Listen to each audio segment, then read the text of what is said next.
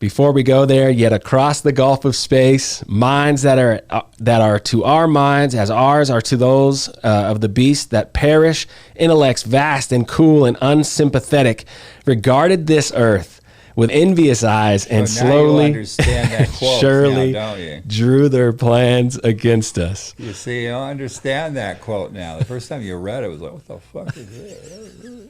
Yeah, I'm not going to lie. Absolutely. I was like, I'm not getting it. But Now you do. it's us. We are peering our eyes and our unsympathetic way of being onto Mars. And Now you got it. Okay, so this is pretty cool. This happened as we were putting together all this data and all this information with MagmaChem Research Institute. I asked the question to Stan. I said, why weren't you involved with the Mars rover mission? Why didn't they talk to you about what you knew when it came to the ultra-deep hydrothermal process and this amazing process, serpentinization, and all these details about geology? Why didn't they come to you? He goes, well, I was too busy. I didn't even know. I mean, there was no communication because, as you can see in this parallel timeline, Stan started his research, or MagmaChem started the UDH research in 2006. By 2012, the Earth model was pretty much completely together.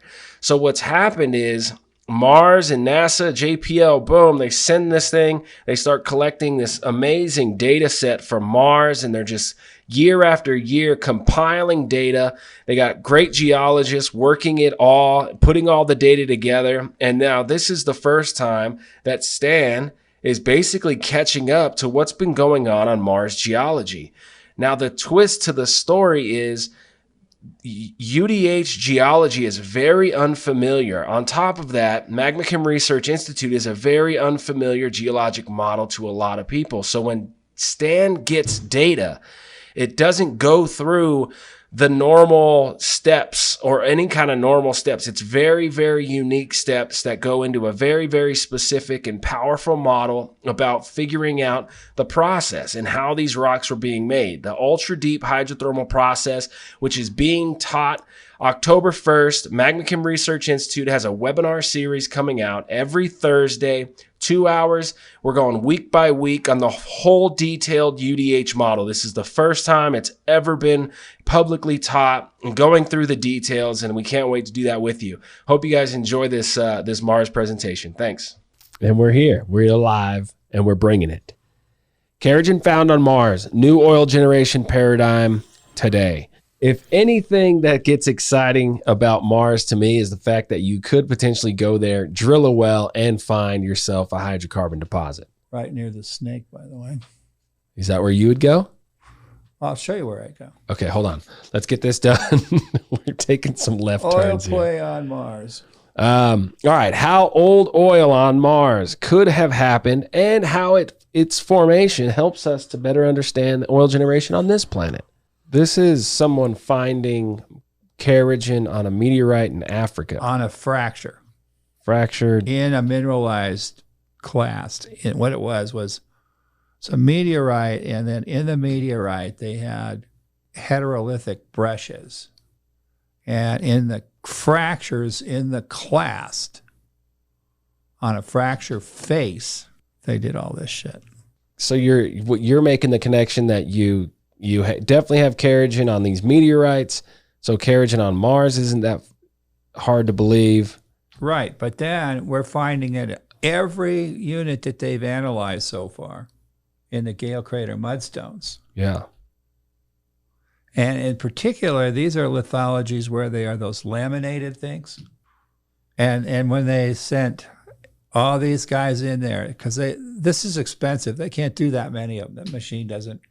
Curiosity doesn't have, it might have another 10 or so where it can do, and then it's runs out of juice. Because it's got to do certain things to get those things ready to blast off. Right. With the libs.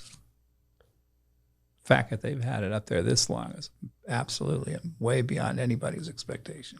So, surprise. Meteorites are holding kerogen and also have light hydrocarbons. And then everything in the Gale mudstones that they've analyzed so far has it. Has had it. Yeah. Hydrocarbon, Kerogen and hydrocarbon generation. So the bottom line is it's not that hard to find on Mars if you've got the technology to look for it. And hydrocarbons are a very important and primitive process happening in our universe. Yeah. This is not some byproduct of this unique world we live in. Yeah, not only that, this thing is, what's really important about this, as it was in the meteorite, because the meteorite was the same thing, they had chlorine in that too. And they had serpentine in it on the fractures. Mm-hmm. So if you had a hydrothermal system that had chlorine, bingo. Mud volcanism is a significant component to Martian geology. Mars is now a dead rock. There is no magnetic dynamo. There is a pesky perchlorate problem for everybody who wants to occupy Mars. This one is interesting. There's no life masking the geologic processes. So this is for us, it's a way to look at primitive, big processes that are happening on our planet, that are happening on rock planets around the universe. Yeah, it's a real interesting comparison that it clarifies for you what's going on this planet. The magnetic dynamo of Mars disappeared when the outer core froze. 3.5-ish billion years. Okay. You just love being an announcer. Talk to me about this is a magnetic field map of the complete planet, and then they're also looking at from polar views. Mm-hmm. Wow. Wow. Cool. What popped out to you? That's the Mercator view there. Well, okay, so you've got the blues, which tend to be the topographically low areas, non-magnetic. And then these red areas, which tend to be topographically high and magnetic. So these are your more things that we're trying to make themselves into. This is thicker crust. Mm-hmm. That's thinner crust. Okay. This is consistent with oceanic crust. Okay. That's consistent with protocontinent crust. Wow. So you got essentially a continent, a big body of continent, and then oceans in between. Yeah. Brine oceans. Look at that. There's Gale. Yep. Which is the gravity low. Yep. Indicative of serpentinite diapir. Yep. Okay, and what else are you seeing in this gravity map then?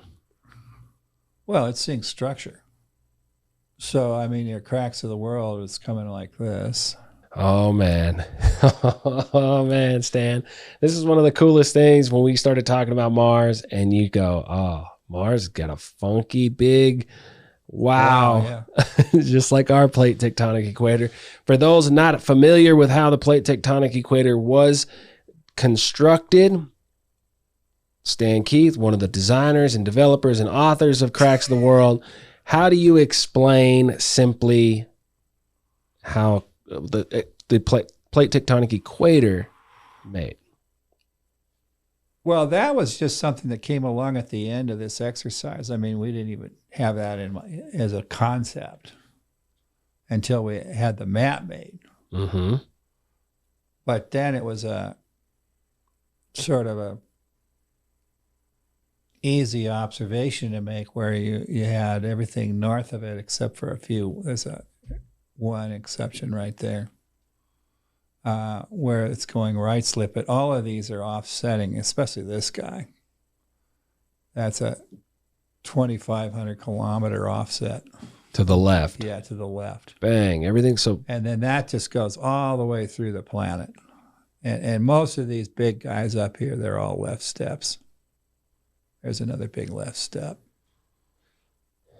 These are left steps through the Caspian. Wow. So and that's because the initial torque of getting our planet to start spinning. Yeah, that ties into the torque on the spin axis.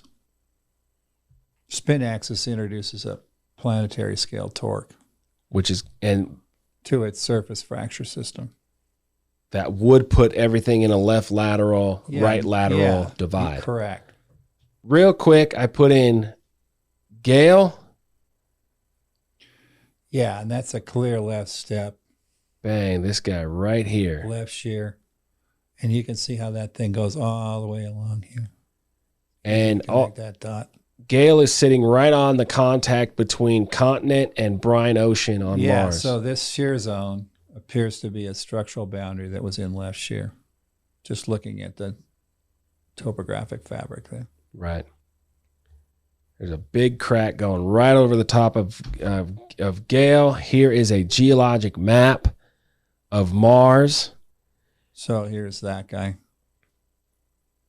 This is where Stan would put a plate tectonic equator on Mars.